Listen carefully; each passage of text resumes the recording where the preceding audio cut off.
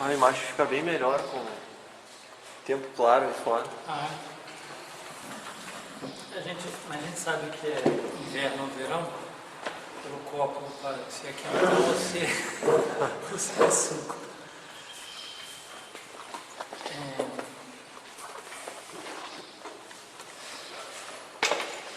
Eu tenho recebido notícias de vários lados de gente que assiste o curso pelos DVDs, assim, regularmente, de modo que vocês se considerem com vários outros alunos aqui presentes. Paraná, São Paulo, do Rio, trabalhando do Milton, Então, não vai ter protocolo hoje, porque a aula de hoje é muito extensa. Vamos tentar resumir bem. Difícil. Na folhinha que vocês têm dos quadros sinópticos, nós estamos no quadro 9, os princípios intrínsecos dos atos humanos. E aí nós vemos primeiro uma consideração geral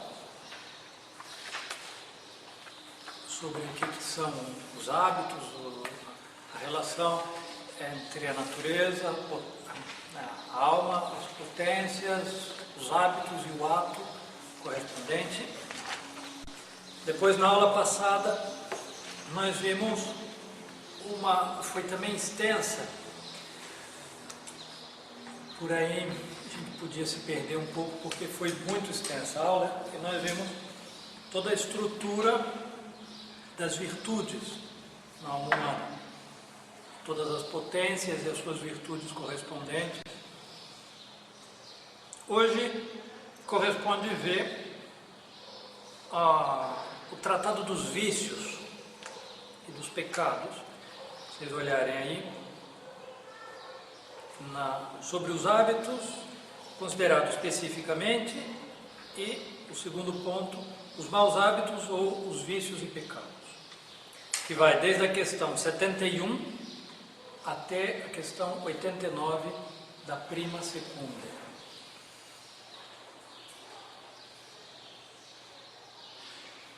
Tudo isso que nós estamos vendo aqui, assim, numa velocidade desesperada, é só para a gente conseguir ter as noções básicas, para depois entrar em cada uma das virtudes. Mas no seminário a gente leva 3 anos tendo aula todos os dias para conseguir ver esses tratados, e a gente não vê eles inteiros. De modo que não se assustem se a gente não consegue descer um pouco mais ao detalhe de cada uma desses tratados.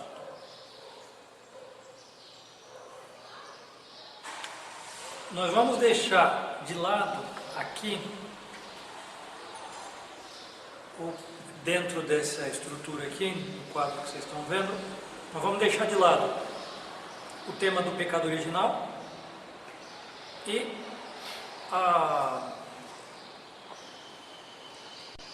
a relação da lei e da graça, que são o quadro 10. Nós vamos ter uma breve visãozinha sobre a ação do demônio e tentar conseguir ver essa segunda parte dos vícios do quadro 9 e do quadro 10, assim, a voo de pássaro. Quem me define o que é virtude? Mário. O que é uma virtude?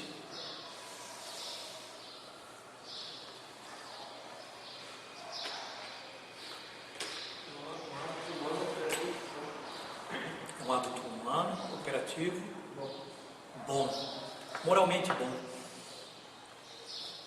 É um hábito, portanto, é uma disposição estável na alma que dispõe adapta, de certo modo, a potência que lhe é sujeito, que é o sujeito dela.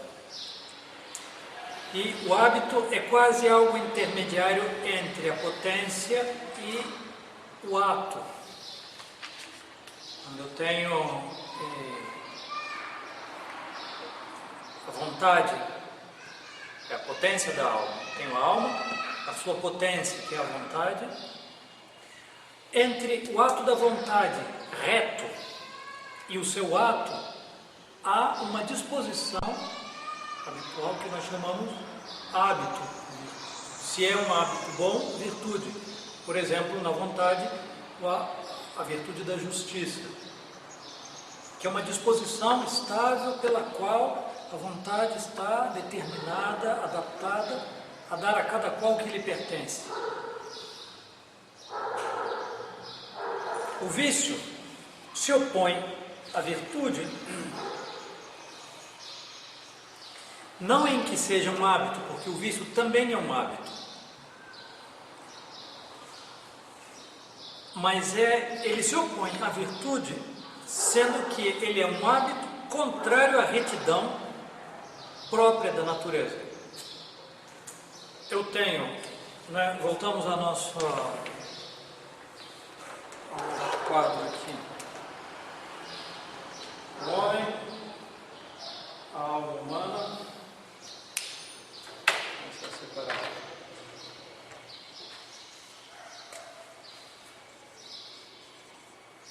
A alma humana, da qual fluem as suas potências,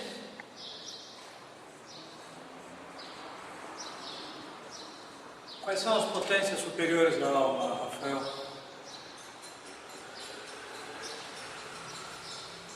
Lembra, nós fizemos dois nos desenhos aqui. A potência cognoscitiva e a potência volitiva superior, e a potência cognoscitiva e a potência apetitiva inferior. Quais são as potências superiores da alma? Isso. E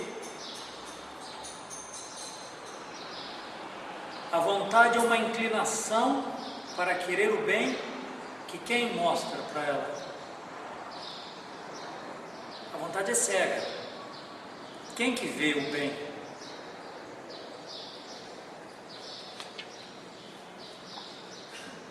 A inteligência.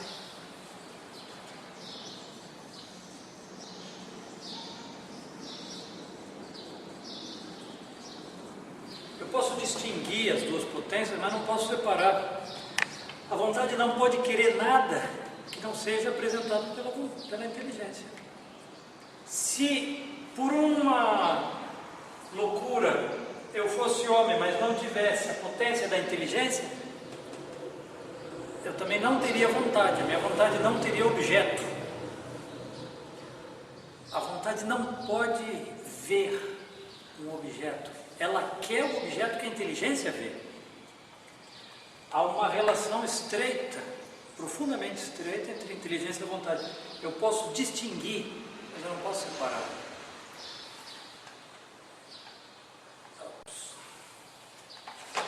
E aqui embaixo, os sentidos, que podíamos dizer os apetites, os afetos. Vamos colocar os desejos depois.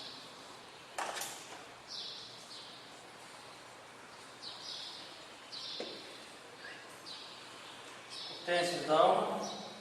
E aqui nós temos, tendo sede nessa, nos sentidos não há nenhum hábito, essas três potências, elas são sede das virtudes, dos hábitos, bons ou maus, das virtudes ou dos vícios. Nós vimos também que o apetite sensível se divide em duas partes. Quais são? Concupiscível e irascível.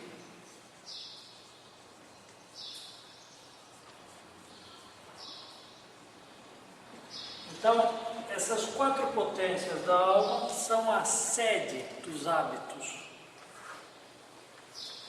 E aqui a gente tem então os hábitos e o ato.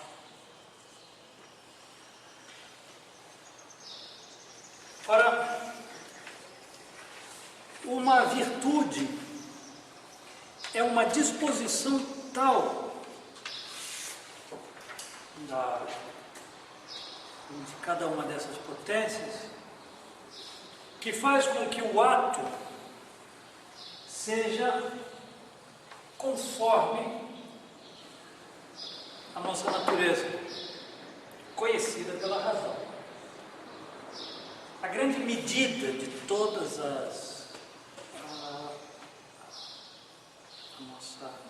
o nosso obrar é a razão.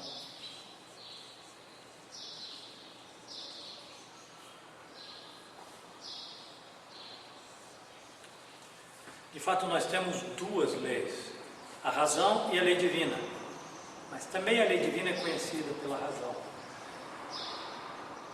Os vícios são uma deformidade, uma disposição habitual deforme, que faz com que as potências atuem, de certo modo, contra si mesmas. É um obrar ante ele mesmo. E o terrível é que o vício é uma adaptação. Eu consigo fazer com que, o vício faz com que essa potência esteja adaptada a um ato que lhe é contrário, que é contrário à sua natureza conhecida pela razão.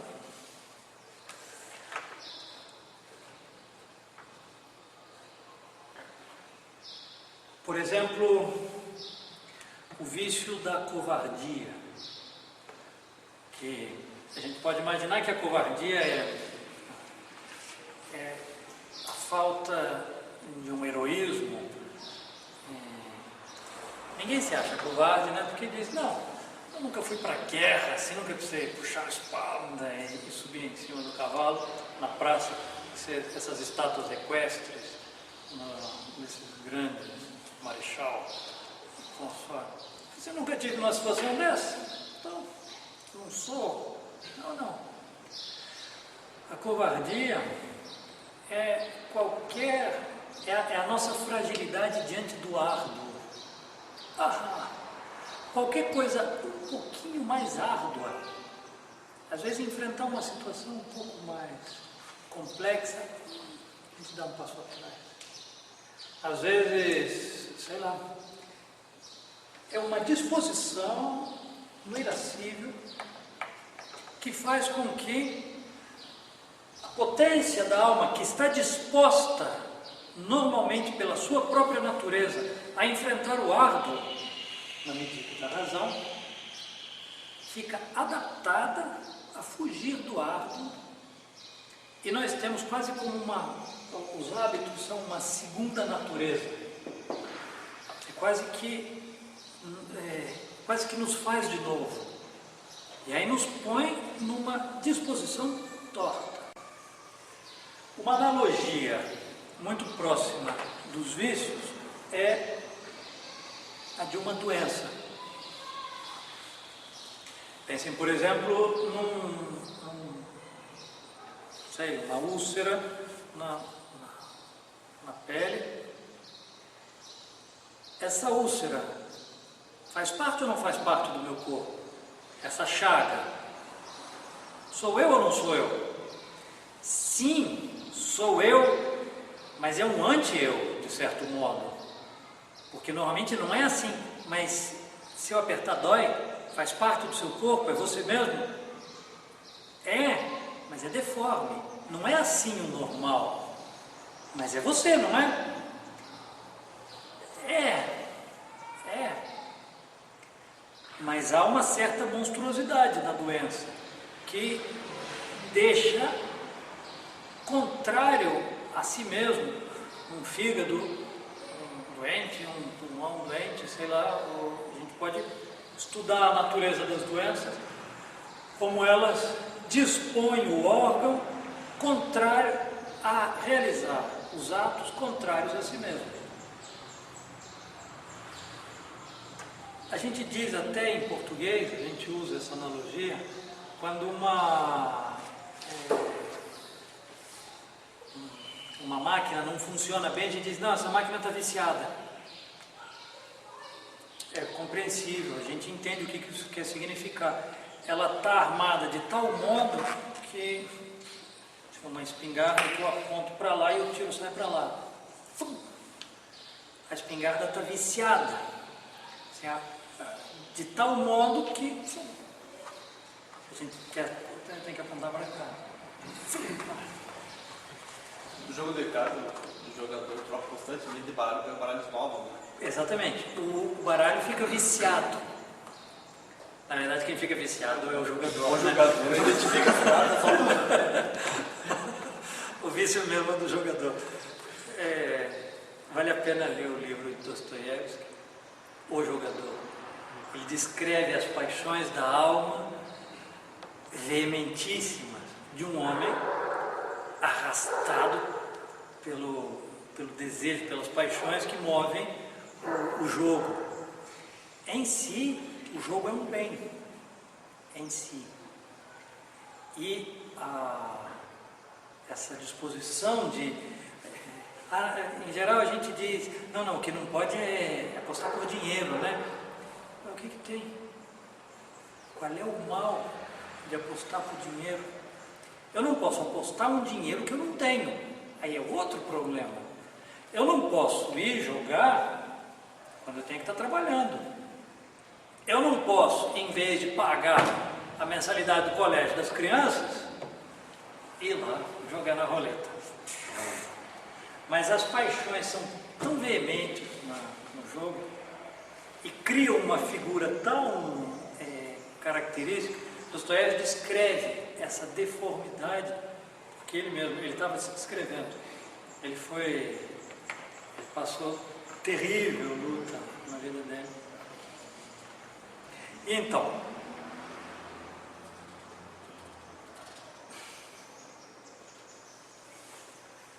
o hábito, assim como as potências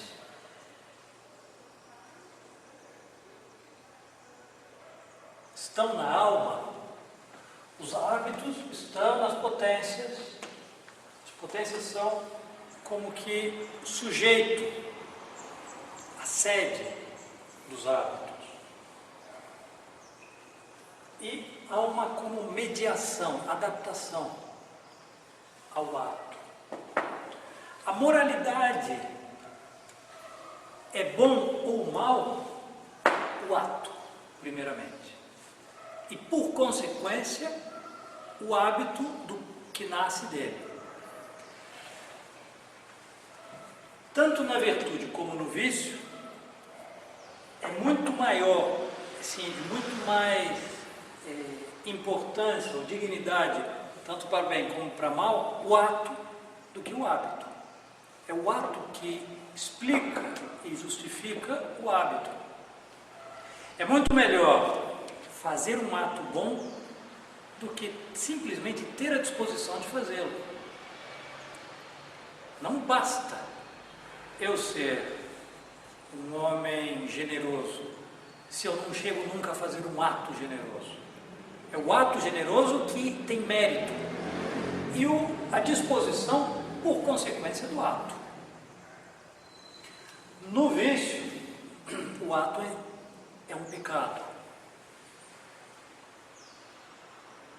E o vício, a gravidade do vício vem pela gravidade do ato. E se mede a gravidade do vício pela gravidade do ato.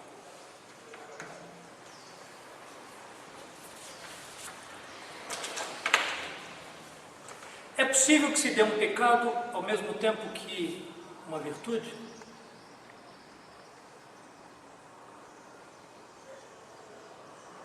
Não?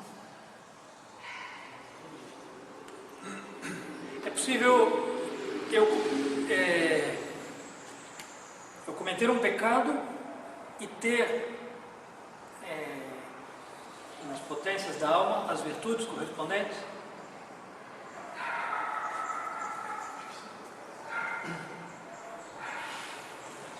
É possível.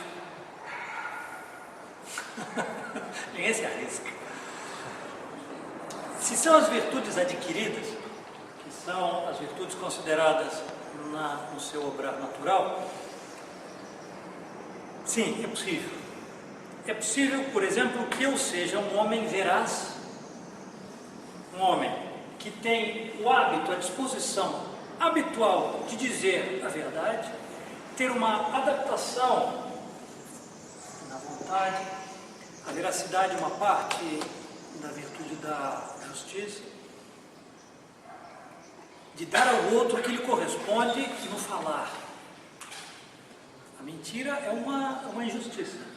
Eu estou negando ao outro, ao falar,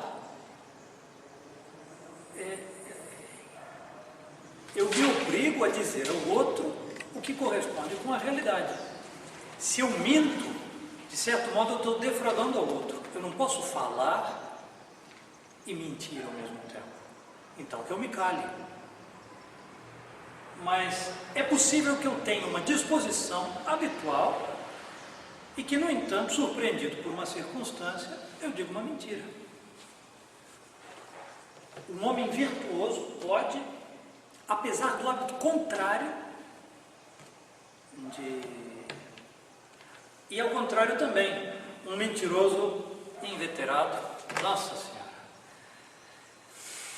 de 2 palavras que ele diz, 3 são mentiras, né?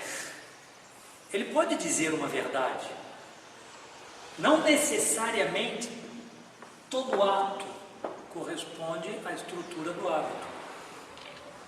Agora, nas virtudes infusas, não é possível dar-se a virtude com o pecado. Se eu cometo um pecado mortal, imediatamente eu perco todas as virtudes infusas. A conexão das virtudes infusas é estreitíssima, de tal modo que se está uma, estão todas, e se falta uma, faltam todas. O que é então, se é o ato que define o hábito procede do hábito, certamente, mas é o ato que me explica o hábito, de certo modo. Eu só conheço a natureza do hábito ao estudar o ato.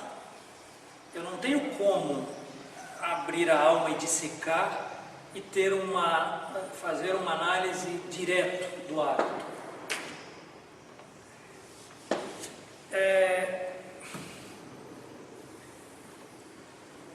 Se o ato próprio do vício é o pecado, o que é o pecado?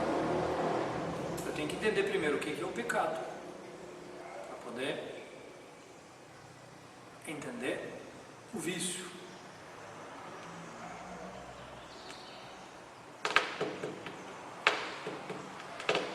Ninguém se aventura? Está no catecismo, no primeiro catecismo. É um ato. É um ato, certamente. Que vai contra o... Pois é, mas não basta que ele vá contra. Tem um aspecto essencial. Eu posso ir contra e que não seja um pecado. Tem que ser livre, consciente. Pois é. Tem que ser um ato consentido. Um ato, dito de modo mais específico, deliberado. Foi o que nós estudamos. Ele tem que ser um ato propriamente humano, ou seja, voluntário. Ele tem que proceder de um conhecimento e de um ato da vontade deliberado, com conhecimento de causa. Aí sim. Então, é um ato humano, verdadeiramente humano, mau, moralmente mau. E é mau porque se dá uma desconformidade, uma ausência de conformidade à regra da vontade humana, que é a lei, ou da razão ou a lei de Deus. Isso é o formal do pecado. E aqui, diga-se de passagem, quando a gente vai se confessar, a confissão, a gente confessa só os atos. O vício não é objeto da confissão. É tão comum. Não sei embora as coisas. Amém. Louvado seja nosso Jesus Cristo, para sempre seja louvado. Qual foi a última vez que se confessou? Uns 15 dias. E quais são os seus pecados?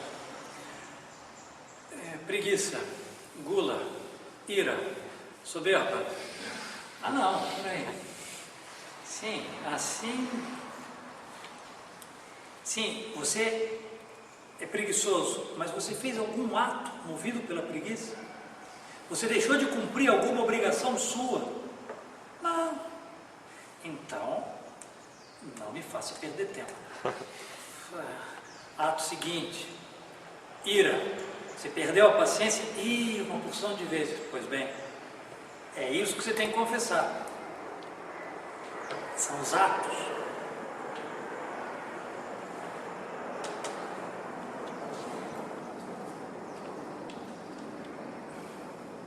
Os pecados nós podemos distinguir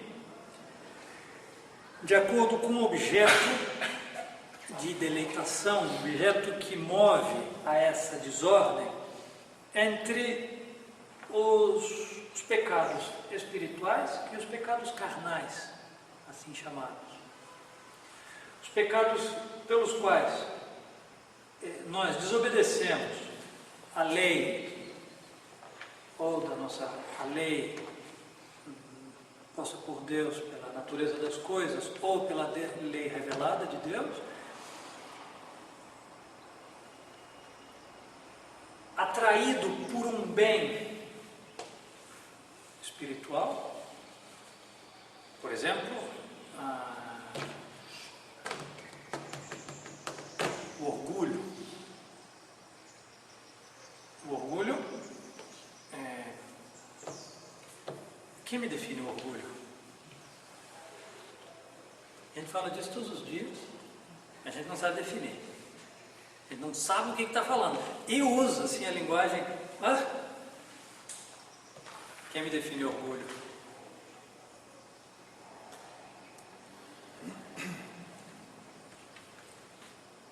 É o contrário à humildade? Certamente. Aí a gente tem as duas. Mas aí você me complicou o caso, porque agora eu quero a definição das duas. Seria quase um não reconhecimento de Deus como autor de todas as coisas. Isso termina sendo uma consequência, mais lá na frente. A gente fala dos filhos do orgulho, todas as consequências, mas a definição própria de orgulho. Orgulho e soberba são sinônimos? De certo modo, sim, a gente pode considerar como sinônimo, sim, aqui. Orgulho é tomar o mérito de Nosso Senhor. De certa forma. Minoria própria. O orgulho é um desejo, um apetite desordenado da própria excelência. É um desejo, é uma inclinação ou do reconhecimento exterior, aí eu estou buscando a fama ou a glória, ou eu posso até desprezar o reconhecimento dos outros, um conhecimento pessoal da própria excelência. Às vezes essa excelência não existe, então há um aspecto de mentira, mas às vezes até existe uma certa excelência em que eu tiro essa excelência em desproporção com a realidade. Então,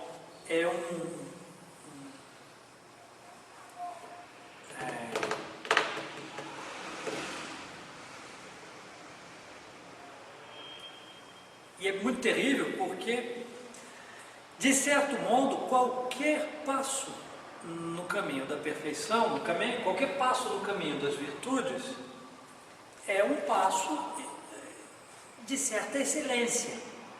Há um bem que se ganha na retidão de cada uma das...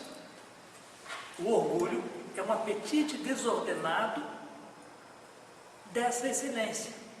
Por isso é tão perigoso o orgulho, porque ele pode vir justamente com o esforço de um ato bom. E quanto mais alto é a minha excelência, quanto mais o orgulho, por causa de uma ciência elevada, é uma excelência, certamente. A ciência é um professor de universidade, doutor reconhecido, claro, que então ele começa a olhar o resto dos mortais de um modo a algo que nos separa. Sim, é verdade. Na verdade, há uma excelência. Mas o orgulho é um apetite desordenado desta excelência. E o faz olhar isso fora da sua realidade. A humildade, o curioso, a humildade tem, vendo o perigo de se enganar ao olhar a própria excelência, a humildade tem uma exuberância de fechar os olhos para as próprias excelências, não olhar as próprias excelências, mas é possível também uma humildade do reconhecimento exato das próprias excelências. Por exemplo, Nossa Senhora, quando ela disse: minha alma engrandece o Senhor porque fez grandes coisas em minha alma, ela reconhece, mas há uma perfeita conformidade com a realidade, um conhecimento, e não há uma inclinação, nem um desejo, uma perfeita humildade. Santa Teresa de Jesus define a humildade como a verdade. É bonito isso. É o conhecimento de como as coisas são realmente. O grande problema é que nós somos tão feridos que basta que a gente se olhe assim no espelho, desaparece o resto do mundo e a gente entra. Vocês já entraram nessas casas de espelho torcidos? De repente você começa a se olhar e você perde a proporção com o resto. De repente você se olha e se diz: puxa, uau, né?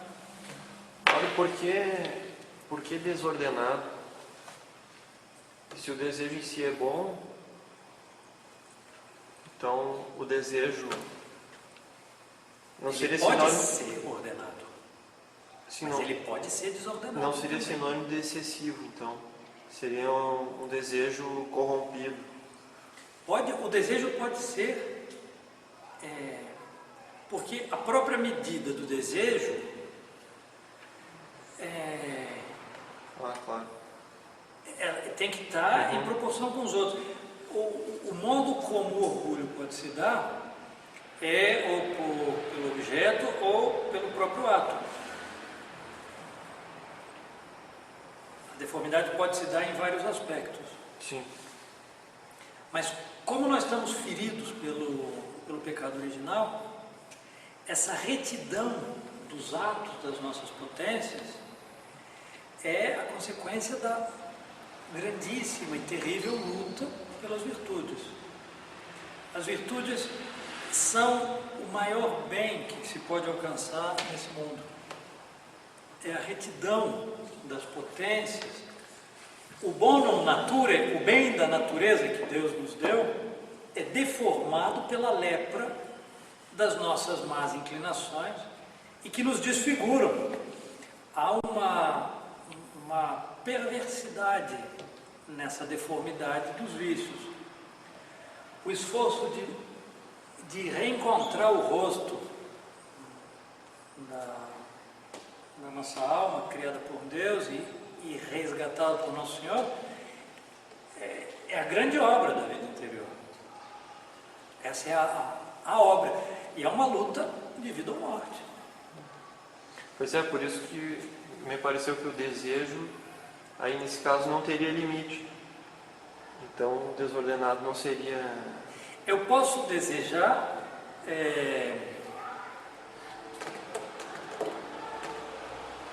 intensissimamente um objeto lícito, mas a intensidade desse desejo deve ser proporcional ao resto, às outras disposições. Um desejo lícito, mas que começa a se inchar em prejuízo das outras potências, do que nas outras obrigações, ele é desordenado. Agora, o que você diz, essa falta de medida no próprio ato, se dá nos que nós dissemos, nas virtudes teologais. Porque em todas as virtudes morais, a grande medida da virtude é o que nós dissemos, o meio. In medio virtus. Vocês lembram desse adágio latino medieval que nós sublinhamos? A virtude está no meio, mas as virtudes morais, as virtudes teologais não tem meio possível.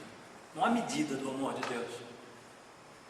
Tem a famosa frase de Santo Agostinho: a medida de amar a Deus é amar a Deus sem medida. O pecado, então, é um ato desordenado. Agora, há 3 princípios de ordem do homem diante da realidade. Por isso, o pecado se distingue se ele é uma falta contra Deus, contra si mesmo ou contra o próximo. São os três princípios de relação dos atos humanos.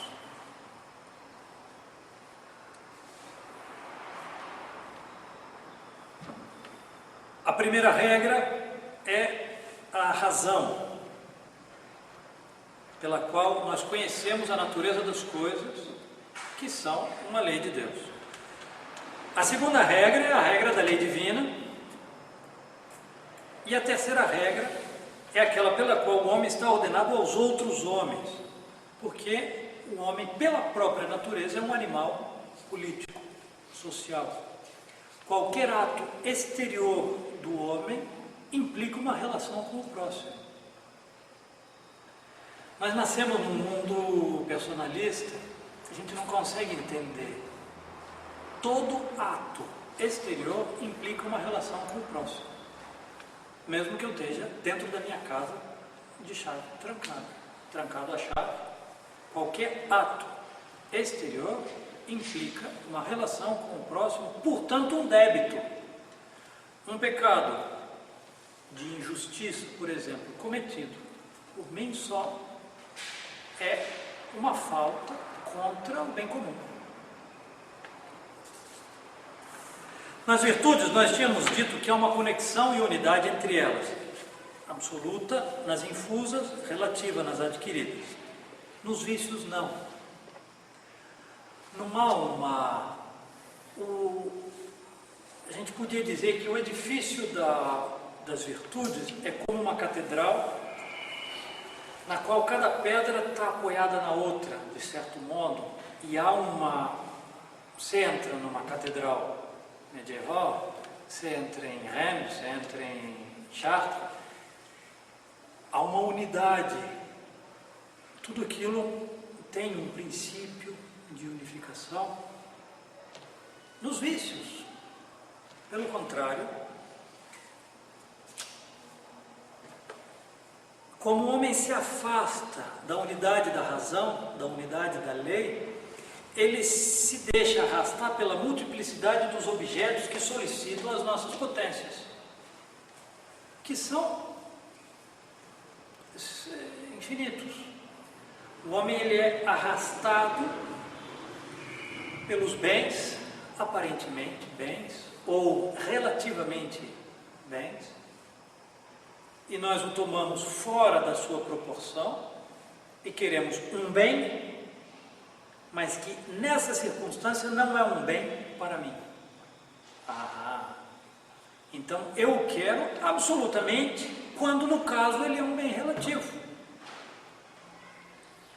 Eu quero dinheiro. Dinheiro é um bem? Sim, ele é, na verdade, uma representação dos bens materiais.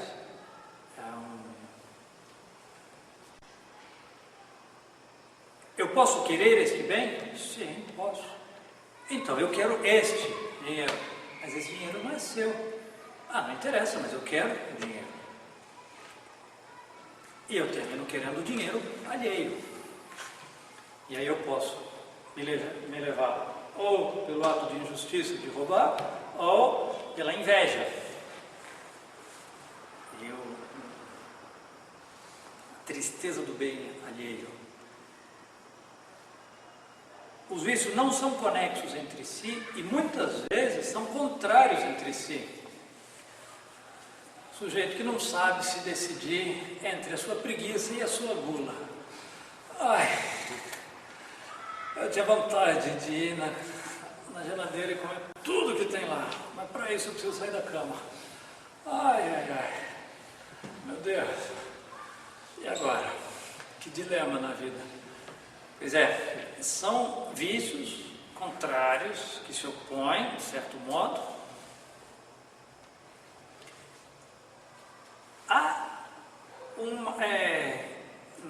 Nós vamos ver lá na frente, vícios capitais, que vem de caputa capitis, de cabeça, que são vícios que são princípio de outros vícios, são como família de vícios, um vício que engendra vários outros, mas em si é como a simplicidade da lei, da nossa natureza, do que é reto, faz com que todos os atos humanos encontrem a sua unidade. Quando eu saio daqui, eu encontro os movimentos mais opostos, e quanto mais eu me afasto da lei, mais eu encontro situações opostas, entre si, contrárias. Este vício é contrário a este, certamente, mas ambos são contrários à natureza humana. Quanto mais longe, a virtude é simples e há uma unidade entre elas. Os vícios dependem do objeto que nos arrasta. A gravidade de um pecado e, por consequência, do vício corresponde e se mede pelo grau de desacordo com a retidão da razão. O que eu quero dizer com isso é que não são todos iguais os vícios. Há uma gradualidade na gravidade. Uns são mais graves, outros menos graves. E essa gravidade se mede pelo o quão longe eu estou da retidão das minhas potências, ou da lei de Deus. Nós dizíamos que os vícios espirituais e os vícios carnais são os vícios levados, arrastados por objetos espirituais ou objetos sensíveis. Qual pecado é mais grave? O pecado espiritual ou o pecado carnal? Quais são mais graves, os vícios carnais ou os vícios espirituais? Certamente. Em igualdade de condições, se eu não considerar outra coisa a não ser esse aspecto de carnal ou espiritual, é muito mais grave um pecado de orgulho que um pecado de sensualidade. e muito mais grave. Ah, não, padre, peraí. E por que então eu não tenho nenhuma vergonha de ser orgulhoso, mas os pecados de sensualidade são profundamente vergonhosos e nós escondemos estes, quando facilmente não escondemos estes? O que vocês responderiam a isso?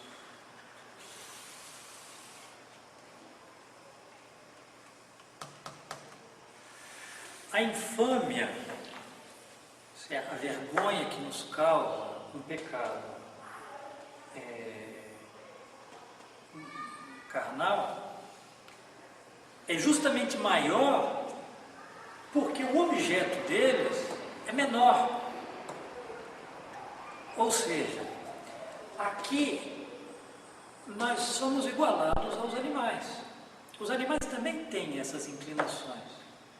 E chegar a cometer um pecado, chegar a fazer um ato humano deliberado contra a razão ou contra a lei de Deus, por um objeto de concupiscência, da concupiscência ou do irascível, que o meu cachorro também sente, ora, me iguala aos brutos animais. E isso é muito mais infamante do que sentir orgulho por uma ciência. No entanto, esse orgulho, às vezes a gente vê, de longe a gente já percebe, assim, um sapo boi inchado, assim, que um pavão com aquela cola real, cauda real, a gente já vê de longe, mas não nos parece.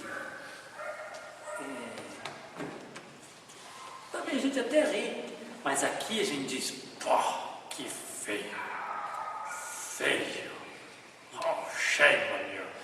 E aqui, e no entanto, esse é muitíssimo mais grave, é verdade, mas esse, São Gregório Magno nos diz, uma frase impressionante, nos iguala aos brutos animais. Então, um sermão de São Gregório Magno sobre isso.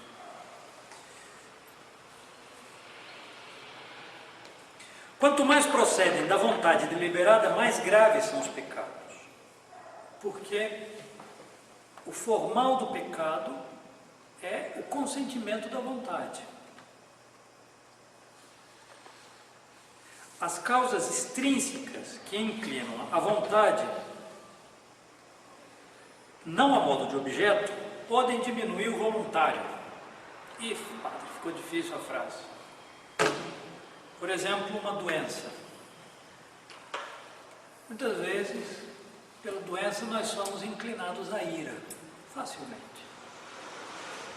A gente está, aquele cansaço, aquela coisa, aquele zumbido no ouvido, a gente sente fraqueza, a gente sente angústia, o estômago revirado, aí vem alguém falar, blá, blá, blá, blá, blá, blá, blá, blá, blá. A inclinação à ira é muito fácil, movido por uma doença. O medo, por exemplo, o medo pode nos empurrar a um pecado, alguém que faz alguma coisa por medo, ou todas as outras paixões, ou, por exemplo, a ignorância. Aqui tinha todo um tratadinho sobre as circunstâncias do pecado, os agravantes e os atenuantes dos pecados, o sujeito dos pecados, as causas dos pecados, mas nós vamos deixar quieto tudo isso porque a hora está indo embora. Eu quero só sublinhar dois últimos pontos antes de terminar. Das causas exteriores do pecado, comumente nós sublinhamos o demônio. O demônio pode ser causa de um pecado nosso?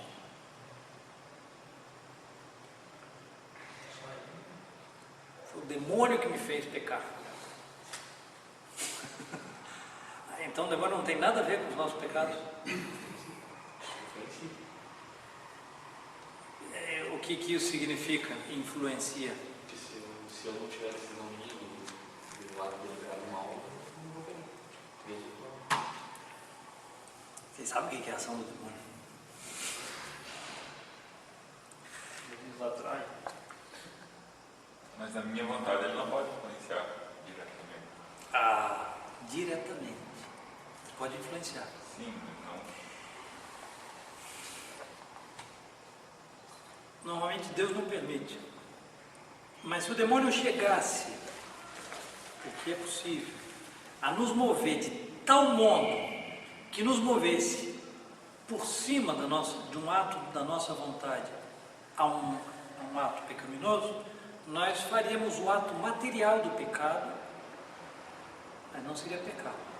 Por exemplo, o demônio pode excitar a potência da ira a tal ponto que a inteligência pode ficar um pouco cega e chegar a não conseguir controlar a vontade de se ver acovardada diante dessa superexcitação do irascível, a tal ponto que isso vai diminuindo o voluntário e me faz dar um tiro e matar o outro.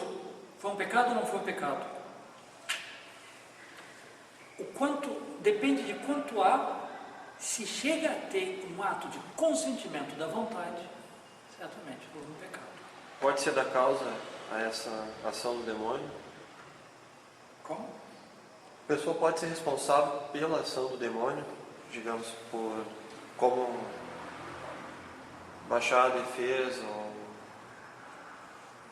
ou um ato de imprudência, não sei. Não. Ou, quer dizer, posso me expor ao demônio, aí a gente já entra em outro campo, mas, por exemplo, qualquer passo no campo, na direção do demônio, essas pessoas que vão consultar, meu Deus do céu.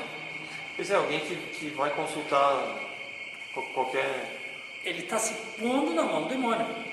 Sim, justamente. Então, se ela chega a perder o controle... Ela é culpada em causa. Por exemplo, um bêbado que sabe que quando ele bebe ele fica violento, gravemente violento, e ele bebe e se embriaga e mata um outro sujeito no bar. Mas quando ele matou, ele estava fora de si, completamente bêbado, não sabia o que estava fazendo. Quando ele voltou a si, ele descobriu que matou um homem. Ele é culpado ou não? Claro que sim. Ele sabia que se expunha a esse tipo de ato. Claro que sim. Hoje em dia, qualquer família, a criança chora um pouquinho torto, já corre para a benzedeira, para, sei lá, ai meu Deus, é mal de olho. Foi a vizinha. Foi a vizinha. A gente tem que ir lá fazer um despacho para poder... Deus do céu! Estão se expondo, se colocando na mão do demônio. Mas isso é corriqueiro. Mas a ação própria do demônio, sem entrar num aspecto como esse, ela nunca pode ser causa direta do nosso ato. A nossa inteligência e a vontade não podem ser movidos pelo demônio. O demônio tem dois tipos de ação na nossa alma: por persuasão ou propondo um apetecível. O demônio pode atuar nesta área aqui. Ele pode mover os meus sentidos. A imaginação, por exemplo, é um campo no qual o demônio tem um certo poder. Ele pode conduzir a minha imaginação para um lado ou para o outro.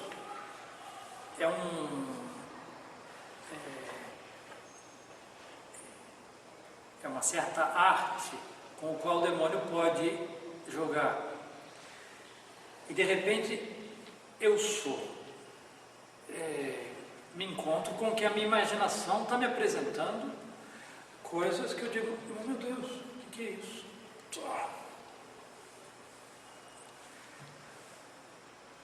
Eu tenho que olhar, perceber que isso fora da proporção, às vezes bom, às vezes mal. O demônio é muito hábil, o demônio não é bobo. Quem joga xadrez, colocar uma peça para perder, para poder ganhar o jogo, pois é, muitas vezes o demônio põe e superexcita um ato bom, um movimento bom, e o empurra para que a gente vá naquele ato bom desordenadamente. Aí o demônio aproveita o movimento e nos faz cair ali na frente. Isca. É isso. Gente, não é. Mas superexcitando, movendo a imaginação, superexcitando as paixões, as 11 paixões da alma. As paixões são também um campo no qual o demônio, as 11 paixões que nós estudamos, são um campo no qual o demônio sabe cavalgar muito bem. Ele conhece todas as técnicas da alta equitação, da alta escola de Viena, de alta escola espanhola de Viena. O demônio sabe mexer as rédeas ali das paixões, propõe um objeto, move a paixão e assim, pressionado por aqui, o demônio nos tenta por persuasão, nos fala a inteligência como um mestre, como um professor que propõe um raciocínio com uma retórica impecável. Meu Deus do céu, enfrentar a retórica do demônio, o demônio me inclina a inteligência aqui, excita as paixões ali, e quando eu estou disposto, ele diz: mas por acaso, olhe bem isso, você não está se dando conta de que, mas olha só, mas se também, se não for assim, mas espera aí, tudo tem um limite. E a gente vai sendo levado e conduzido pelo demônio, pela sua retórica perfeita, e de repente a gente está no passo do abismo, e a gente diz: e agora? Não tem volta. Pois é. A ação do demônio pode atuar na imaginação e no apetite sensível, mas por meio deles pode entenebrecer, eu não sei que palavra usar em português, encher de trevas. Aí é encher de escuridão, mas eu quero usar a palavra correspondente a trevas. Entrevar. Entenebrecer. Vocês entendem? Acho que tem. Se não tem, a gente faz um neologismo aqui. A inteligência pode se acovardar diante desse esforço persuasivo do demônio. Ora, um pecado cometido nessas circunstâncias, a gente pode dizer que teve o demônio como causa. Certamente não é causa direta. A causa direta de um pecado é o meu ato voluntário. E não é possível que o demônio mova a minha vontade. Porque um ato livre, movido por outro violentamente, não é um ato livre. É uma contradição de termos. Mas a ação do demônio pode chegar a tal violência. Deus tenha piedade de nós, porque se nós estivéssemos expostos a toda a força da ação do demônio, não fica ninguém de pé. Nós só conseguimos enfrentar a ação do demônio porque Nosso Senhor já venceu o demônio.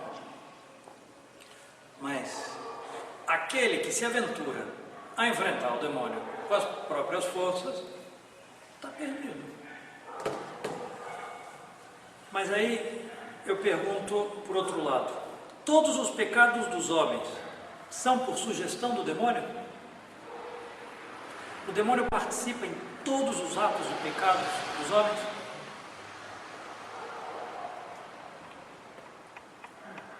Não, diretamente não. Mas enquanto ele fez pecar Adão e Eva, de certo modo sim. De certo modo. E como uma certa causa exemplar por ter sido o primeiro a pecar. E todo pecado é, de certo modo, uma imitação do demônio, ceder à sua ação. Aqui nós poderíamos fazer toda uma exposição, mas vamos deixar o demônio quieto e vamos concluir essa aula. Bom, antes que a gente conclua que é impossível a salvação. Não, sorte não.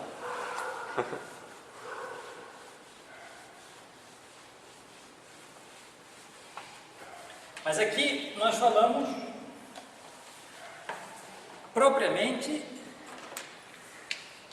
dos atos e dos hábitos virtuosos. A gente não entrou no ponto direto de se salvar ou não. Mas evidentemente é a consequência. Né? Eu queria concluir com os efeitos do pecado. O pecado diminui o que nós chamamos bonum naturae. O que Deus nos deu na criação do homem foi desfigurado pelo pecado. Não foi destruído, mas foi ferido. Há nas 4 grandes potências passíveis de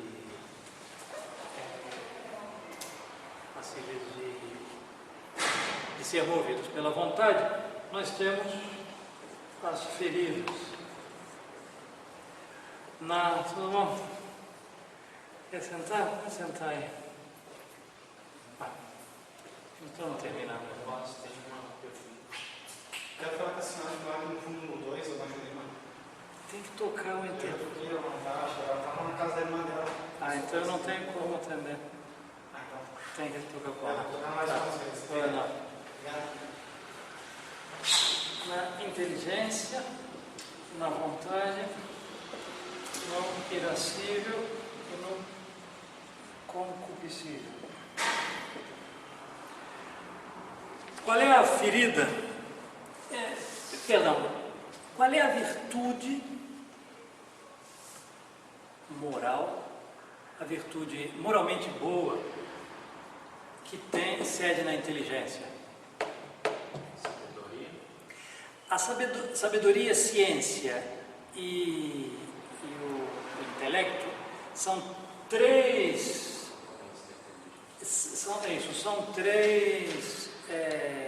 hábitos da inteligência, mas que não são propriamente virtudes, porque não são morais.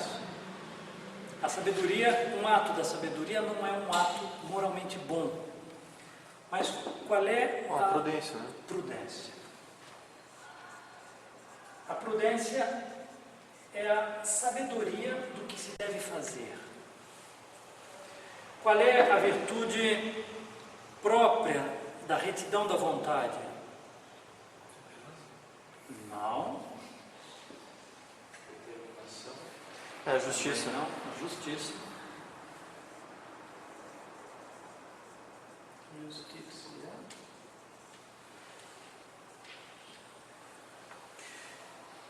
Qual é o bem próprio? Qual é a virtude própria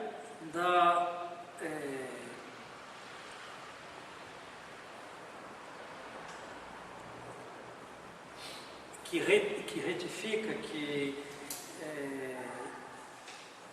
tem sede no irascível?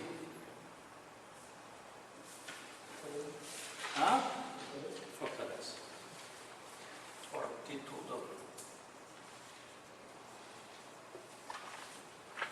E no concupiscível? Temperança.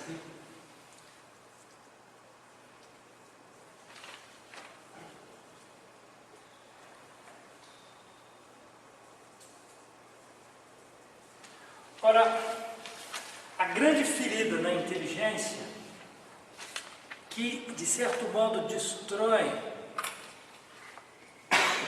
a prudência, é a ferida que nós chamamos da ignorância.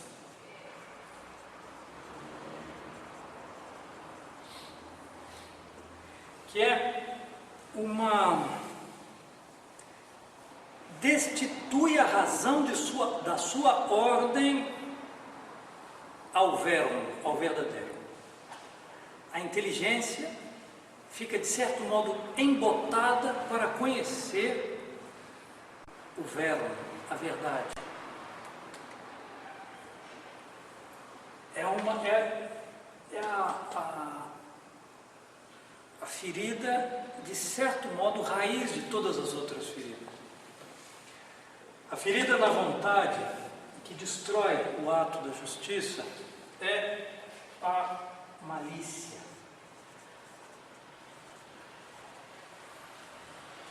Que é